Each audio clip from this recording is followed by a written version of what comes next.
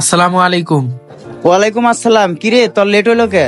ভাই লেট হয়ে গেছে কি, আপনি না বলছিলেন নাইট ডিউটি করার জন্য একটা লোক লাগবে? বলছিলাম তো। ভাই ওই যে ওরা নিয়ে আইছি, ও আমার এলাকার ছোট ভাই, ও এখানে কাজ করব। ও আচ্ছা তাই। আগে কাজ কাম কোথাও করছে? কাজ কাম কি পারে? না ভাই, ওই নতুন।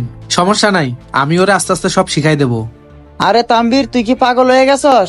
আমার এখানে প্রোডাকশন কে দিবে? আমার এখানে কাজ যে পারে এরকম একজন লোক লাগবে।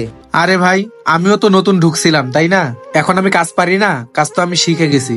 সমস্যা নাই, ওই নতুন হয়েছে তো কি হয়েছে, ওরা আমি আস্তে আস্তে কাজ শিখামু। ঠিক আছে তাম্বির, তুই ভালো কাজ পারিস দেখে তোর কথা মতো ওকে আমি রাখতাছি। তো কাজের কোনো ক্ষতিমতি যাতে না হয়। এক একটা সাইকেলের কিন্তু অনেক টাকা দাম। ভাই আপনি কোনো চিন্তা করেন না, আপনার কোনো ক্ষতি হবে না। আর ওকে আমি ছোটবেলা থেকে চিনি, ওর মা আর আমার মা বান্ধবী। তো খালা আমারে বলছে ও নাকি বাসায় 3 মাস ধরে বসে আছে, কাজ কাম খুঁজছিল, পায় নাই। তো এ কারণে আমি ওকে এখানে নিয়ে আসলাম।